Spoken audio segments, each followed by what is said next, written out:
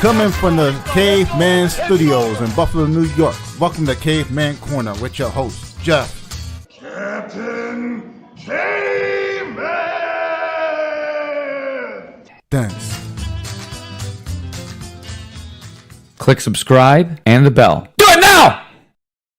I'm here with the one, with the only K4 champion, Brandon. Hey, how the hell are you, sir? Good. Thank you for having me. How are you doing? Good, man. I'm always doing good. You look a little marked up over there. Yeah, just a little bit. Got a little bit of a cut. Stitched up, man. healing. So Training hard. yes. Man, training hard. I like the beard coming in. You got a little ways to go, but it's definitely coming in nice. Yeah, maybe one day I'll have a beard like yours. Yeah. And then you can take my black belt when you get that, too. Still trying to get that, right? Yes, I am. I still have to come through to integrity, get some rounds in. Yeah. I'm still waiting, man. I'm still waiting. Did you get sparring in today? Yeah, I did sparring. We were up at Booma at 11. Yeah, rounds felt good, feeling smooth and just ready to go. So Good, man. I can't wait to watch this fight. We had Joe Johnson on first, and we always have the champion next, just like the real fight. The guy walks out, and then the champion comes out, So it's great to have you on. What do you think is going to be different in this fight than last fight? I'm expecting both of us are gonna come out more prepared. I mean, we've seen each other before, so we kind of know what to expect. One thing with this camp was I was able to focus more on my diet and eating good, so I feel like my conditioning is going to be a little bit better. But a large part is, the fact that we already fought, so we know what to expect. I know that he's going to be expecting my right overhand, probably coming in for the takedowns, and I'm going to be expecting him to use that range, probably try to keep it on the feet again. So it's really just who can make the better adjustments to our own game to outperform the other player. So The other player, I like that. The other player. You changed gyms. You went from WNY to Buma right before that last fight, and man, the difference in your ability to close the distance and stay in range was so much better. What happened at Buma that changed that, and what's going on? Why is your range finding so much better now? I mean, I feel like at Buma, we definitely emphasized more of my striking game, which just overall made me a better fighter because I've already had the grappling experience from my high school wrestling career and then also doing a lot of jiu-jitsu at WNY. So I feel like once I came into Buffalo United and was able to train a lot more Muay Thai with the guys like Josh, Matt, Keith, and we were really able to focus and emphasize that just made my overall game better, being able to mix the striking into the grappling. I think Keith is one of the best game planners in the area too, man. And having him in your corner is a huge asset. Yeah, I would say so. I mean, we've been going over like what we're gonna do. I don't want to put too much out there, but obviously, we're making new decisions. We're looking back at the footage and trying to figure out what our main game plan is going into this fight. So between me and him talking it over and looking at the footage, I definitely feel confident and prepared to go out there and put on a good show and get another victory under my belt. Do you feel like you're very really how do I put this? I don't want to be disrespectful to him. Do you feel like you're much more powerful than he is? You threw him across the cage and took him down pretty much with one hand at one point in your last fight. It looked like you were just physically stronger than him.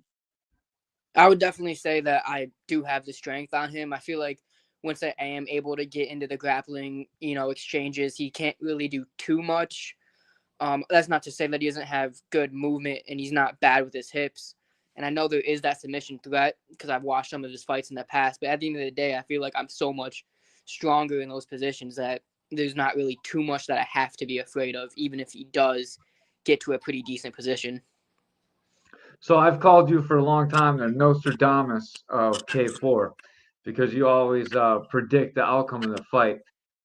Last time you fought him, you said you were going to KO him with a head kick knockout. Is that holding true, or are you going to change it up a little bit? I mean, I tried for the head kick in the last fight.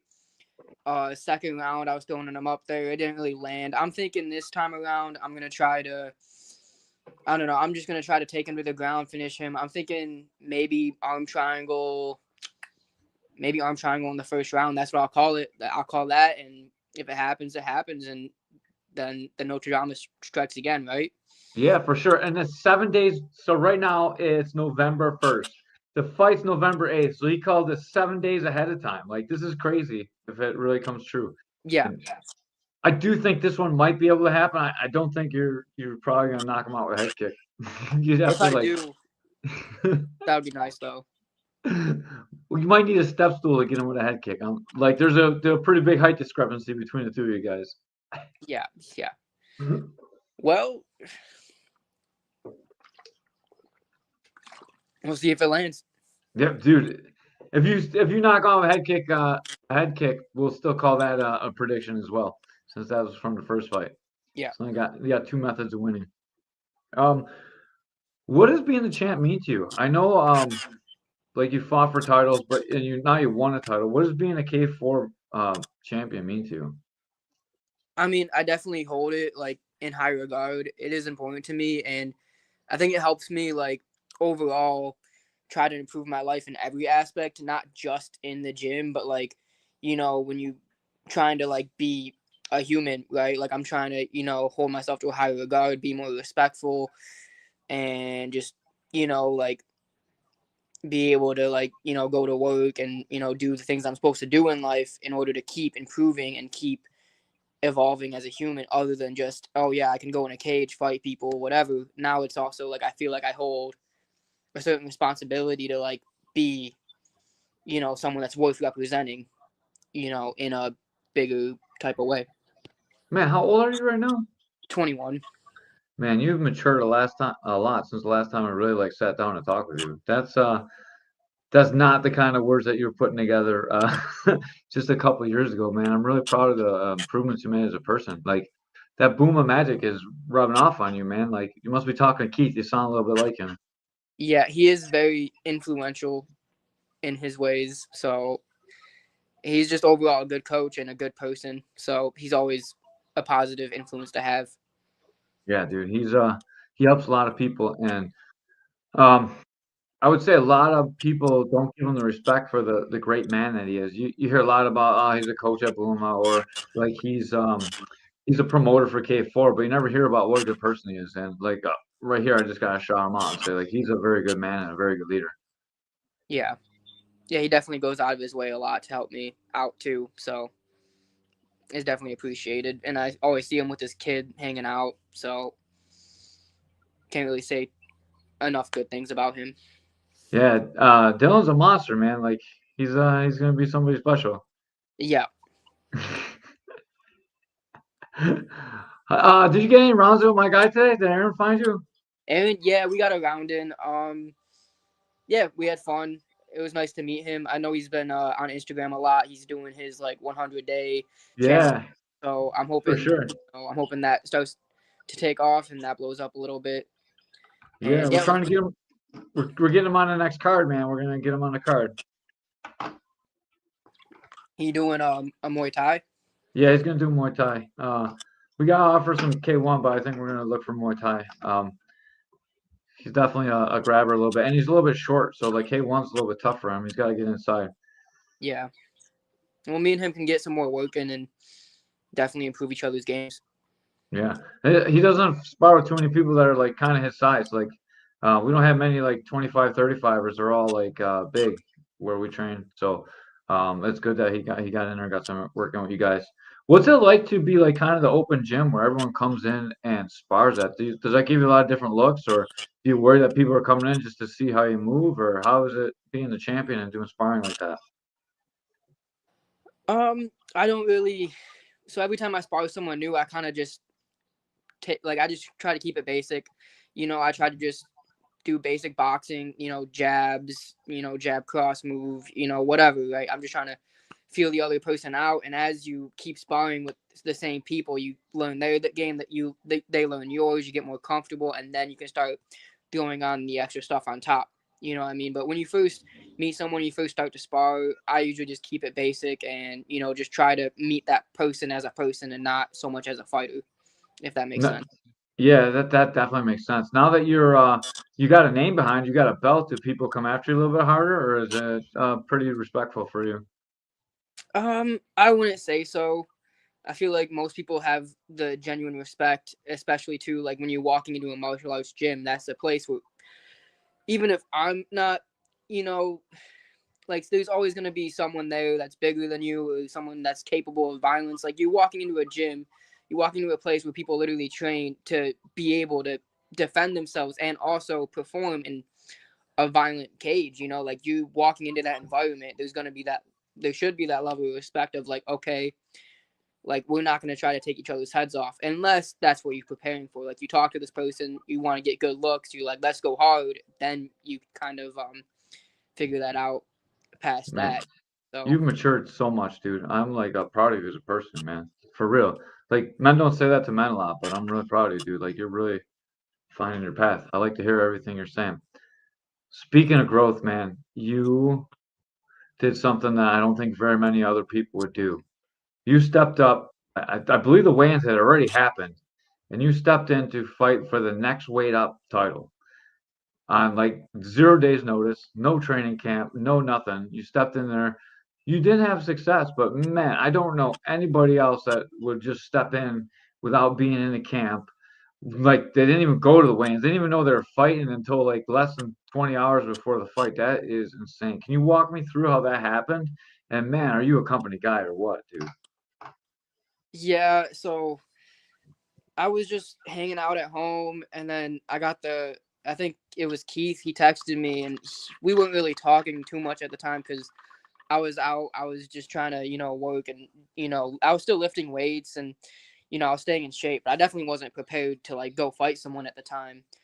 But I think it was Derek I fought, and his opponent pulled out like the day of. Yeah. So he texted me, and he's like, "How are you feeling? Do you feel ready?" And me, I don't know. I just saw the text. I felt good. I was like, I wasn't doing anything that weekend. I was like, I don't mean to laugh at you, dude. I'm not doing nothing. I'm just gonna fight in a cage for a title, whatever. yeah. I mean, sometimes like even you say I've matured a lot. Sometimes I still don't make perfect decisions, but I don't know. I felt good. I felt excited. Like you get the adrenaline pumping. You see the text, and you're like, this. Like I like to fight. Like I like to go do that. So I see it, and I'm like, sure. So I just take it, and I think I come through. I did weigh in. I had to cut some weight, but I was still at like I think it was 135. I had to cut down as much as I could. I cut to 28 same day. Uh, I went in to weigh, and they were like, okay. So I go fight him. First round, it was like back and forth. Actually, first round he did pretty good. I mean, I got really tired really quick. I'm not gonna lie. But that's why you condition for the fight. Second round, he cut me open, and then they had the doctor stop it because the doctor literally put his finger like in my eye, and he was like, "That cuts down to the bone. Like you can't keep going." And I was like, "Fair enough." I mean, so they were just looking out, keeping me protected. It is amateurs after all, so we're just trying to like progress our career and do what we got to do to keep performing and keep getting better. It looked like you slipped on that very first takedown. Did you slip or did he move some way they weren't expecting? I didn't really watch over the fight, to be honest, because I wasn't really proud of it. You made an entry and it looked like your left foot came right out from underneath. You kind of like slid into his leg almost, and he got on top. Yeah, I think I remember that. I'm not entirely sure what happened. But definitely didn't have great footing. I don't know if it was me or the mat. Like, yeah, I don't know. It was a fun fight though. I mean, he was a good fighter. He landed a good right hand that cut me open, and that's all I really remember. I know that's what stopped it. I would definitely want to fight him again though with a full training camp, and hopefully. I'm sure K4 can make that happen 100%. What did you take out of that fight besides for wanting to fight again? Did you learn anything from that fight? I feel like definitely. I've lost fights in the past, and I've reacted in ways that weren't exactly the best. You know what I mean? And I feel like like obviously you going out to fight, you want to win, you want to do what you want to do. But I felt like I have so much more on my plate now as I'm getting older, to the point where I was able to like kind of just not put my emotions to the side, but I was able to take my emotions later on and like kind of assess it, and be like, this is what you did wrong, and like just improve, like don't react. Like I just kind of like looked at literally like what happened and just had to get better. The main thing that I took was don't take a fight when you're not ready. I mean, realistically, it was just for me. It's like I just like to fight, so I'm like I see it and I'm like, bro, I just want to go do it. Like if I get the text, I'm like gonna be like, yeah, like that's what I want to do. But sometimes if you want to do something, doesn't mean you should do it, I guess. That's a pretty good lesson to take out of that, I guess. Yeah. I think that you've shown that you're a company guy, man. You're willing to take a fight at the last minute for your coach. That's some pretty awesome thing, man. And I would love to see you guys fight again. I'd like to see you get a full camp and have that full camp and really work to fight him, instead of just coming in like, hey, I'm ready to fight anybody, anytime, anywhere. And Right. that was the time to do it, man. In amateurs, it's great that you learn that lesson now instead of when it's a pro and it stays on your record forever. No one's gonna remember. They're just gonna remember like you're Brandon. Hey, dude, you're not scared of anything, and that's a reputation that you're building in the community by doing things like that. Okay. Yeah. That's good. I mean, like when you look at it, almost everyone loses at some point, and it's how you lose and how you handle it and why you lost and all kinds of stuff like that. And like, dude, I have nothing but mad respect for you for taking that fight. That is crazy.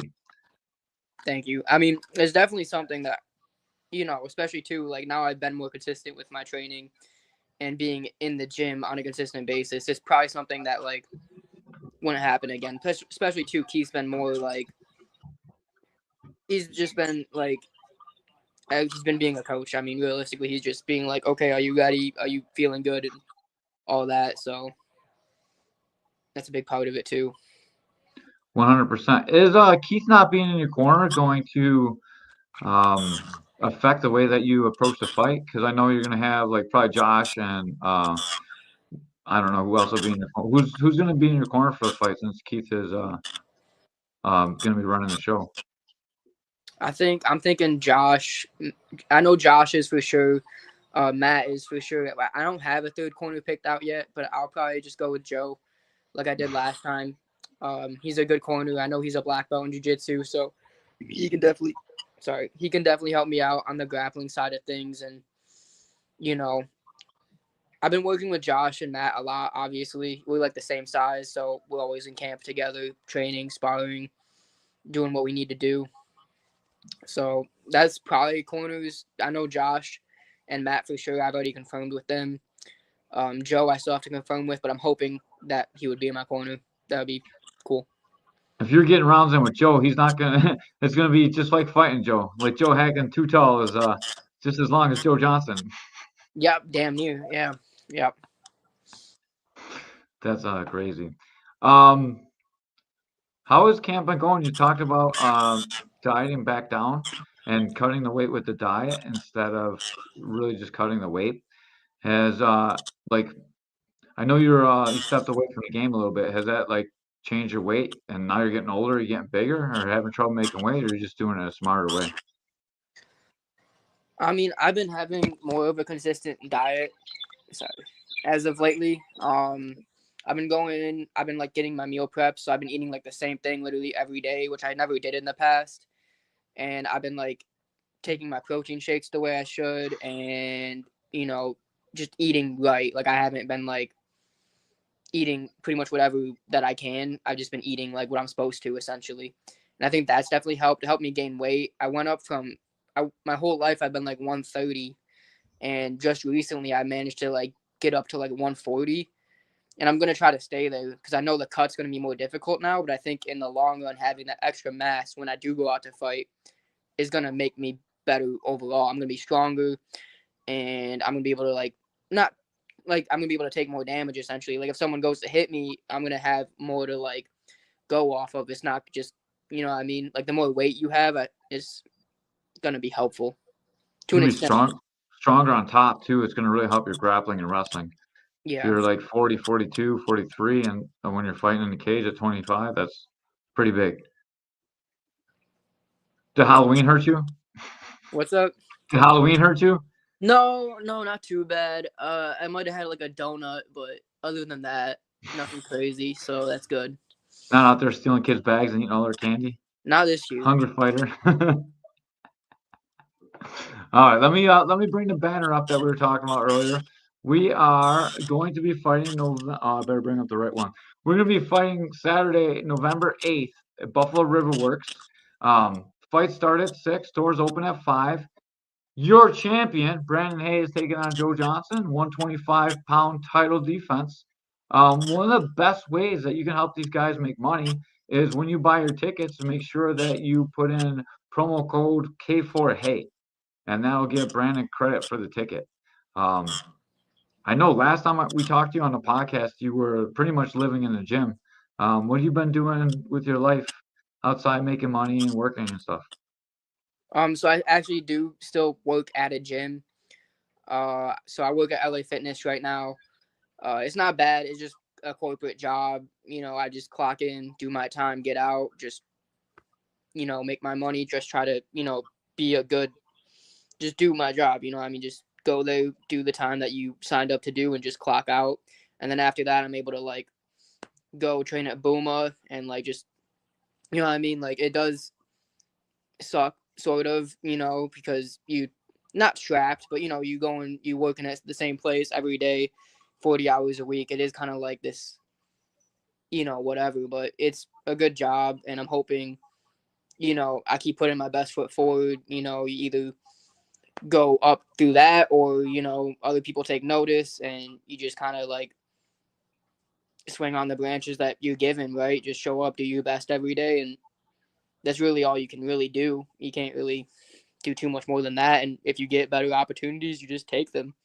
But as of right now, I've just been saving up money. I'm staying either with my friends or I'm staying with my parents right now, just trying to keep putting money together, put it towards the fights or whatever I plan to do. So, yeah. That's pretty amazing. Do you get to train for free since you work there? Yes. Yeah. So that's So you're getting your lifting in too. You're gonna be bigger and stronger and meaner. Yep. The people there too are pretty nice. They're pretty chill. They know me as the White Wolf. I have some people that come up to me like, White Wolf. I'm like, what up, dude? It's like, it's weird because on one hand I'm an MMA fighter, but on the other hand I am just a guy that works there. So I just do my job and I'm like, what up? So it's interesting to say the least. I think that's a perfect job for you to be in too. You're in the gym, you're able to work out. That's great for you. And don't forget K4 Hey if you're trying to get tickets. So Brandon gets credit for the tickets, and they'll definitely help him out. So maybe he doesn't have to work 40 hours, maybe he can get down a few hours. Yeah. While I have you here, you had an opportunity to grapple with Zion Clark, like a once in a lifetime opportunity. Can you walk me through how that happened, and can you walk me through that match? So I'm not really sure how Keith got in touch with him, but I know Keith got in touch with him. And they ended up getting me like the grappling match because I'm an experienced grappler. I had a few MMA fights at the time. And, I get the text. They're like, do you want to wrestle Zion Clark? And I was like, well, of course. Like, he's a really big name. He's done a lot for, the wrestling community and the MMA community. So it was very interesting going to wrestle with him. And I think at the time I was still at WNY. So my jiu-jitsu game was still good. And I remember I was actually working with I think I was working with Mike at the time, Mike Dubenhauer, and we were trying to simulate like how to grapple a guy without legs to be whatever, right? That's what you're doing. And it was just, you have no hips to control. It's all upper body strength. And I remember, going out to the match with him, it was like as soon as he grabbed your leg or he got a hold of you, it was very tough to get him off. And then if you're trying to maintain a top position, it's difficult as well because he's getting the scrambles. I think I've had a few guillotine attempts on him, but there was no hips to lock onto. So it's like you're trying to finish the guillotine, and then there was nowhere to go. I remember talking to my coach at the time after, Mike. He was like, you should have put him on the cage and then, extended your hips. I was like, that's a good idea. But I didn't really listen too much to anybody at the time. I was kind of I just wanted to fight people. So that's just how it goes. How strong was he? He was very strong. It was like, I would like to imagine like if you took like if you took like a decent size like football player, anybody. Like I think he was weighing like 90 pounds at the time, and he was just upper body, right? So it's like it's all upper body strength. So like every time he grabbed you, it was like you could not get him off. So you just had to try to win the position. And even if you won the position, he was so well trained to like be able to move. And you're just trying to figure it out at the time. I would like to, like, obviously, I don't know what he's doing now, but if I ever got the chance to grapple with him again, I totally would. Especially too now I have more experience and I'm bigger. So He is just like one giant ball of muscles. You yeah, know, I was trying to get a picture that I can save in here. Maybe I can get a picture in here so the fans can see what he looks like. Um, he is just a monster, man. I don't know how you managed to hang in there with him because he is gigantic. I can't get a picture. It wouldn't let me save it, but if you can imagine what GSP would look like with no legs, like he's just one giant dude. And I was so impressed by everything that you did in that match. Um, I represented you. You got the K-Man's Corner sponsorship, so like we were able to hook you up for that, and we're proud that you went out there and represented our podcast against him.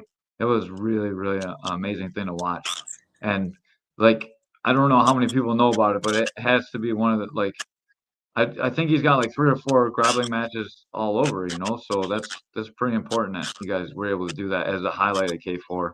Another main event, by the way. How many main events have you been in now? I think it's either been 3 or 4. I'm pretty sure I main evented 3 for sure. So that's definitely exciting, and I, obviously take honor in that. I don't know, like I do put the work in, so I feel like I do deserve it. But it is definitely also, you work hard, then you get opportunities, and you have to be grateful for that as well.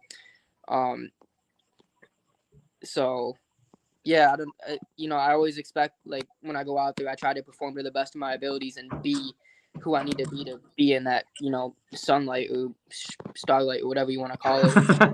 The spotlight. Spotlight, yes, thank you. And I feel like it's definitely going to help me out later on in my career when I do get bigger opportunities or, the pressure is on. It's like I'm already used to it to an extent. So it's like I'm already used to like everyone's eyes, being on me. And it's like that's when the most pressure is there. And that's when you need to perform. So. Is that what your career goal is? Are you looking to be a professional fighter? I would love to. Yeah. I mean, I just want to keep putting the time in. I just like to train. I like to fight, and I like to keep getting better, and I like to test myself. And I feel like if I keep doing that and keep improving, and then I get the opportunity to go pro, then I would just take it and testing myself at a higher level. I think that's amazing. And man, at 125 pounds, you're a savage. Is that the weight you try and fight if you turn pro? If I turn pro, I would continue to fight at 25. As I get bigger, though, I might, if I get more dominant or whatever, I would probably start going up to 35 more and taking more fights up there. But as far as I'm concerned, 125 is my weight class, and if I can run that weight class in amateurs and pros in any division, anywhere, like I feel like that I could be dominant in that weight and just keep winning. So I feel like that's what I would keep doing. Yeah, I think as you get a higher weights, you might have a little bit of trouble with the reach. What do you know what your reach is? I don't know what my reach is, but I know that I'm 5'3", which is, usually shorter. I know a lot of fighters that are like 5'3" at 125, but as you go up to 35, 45, especially at 35, like you'll fight guys that are like 6 feet tall sometimes, and it's like it's definitely difficult to get around it, especially when they're well trained in the striking and they're able to like, find those shots. It is something you have to work around, but that's just the game that you play, right? Like I was given, a stockier build. I'm gonna have more power. If I start the grappling exchanges, that's gonna be my advantage compared to someone who's longer. Like they're gonna try to play their game. That's just what you're doing.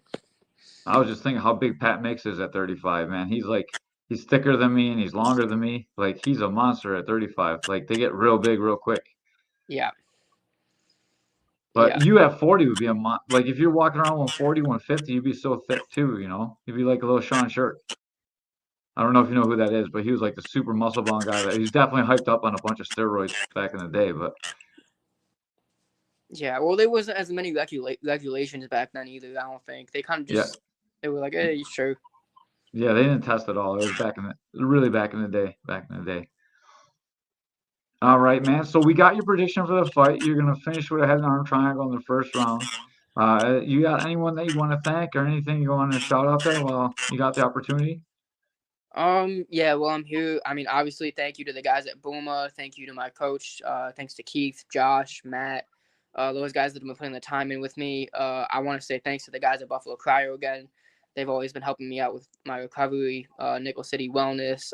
I've been going to Eat Right to get some of my meals. I mean, they don't sponsor me or anything. That's just where I go to get some food. So they're all right. Definitely check it out. If he's not sponsored and he's dropping a plug, you gotta check him out. Yeah.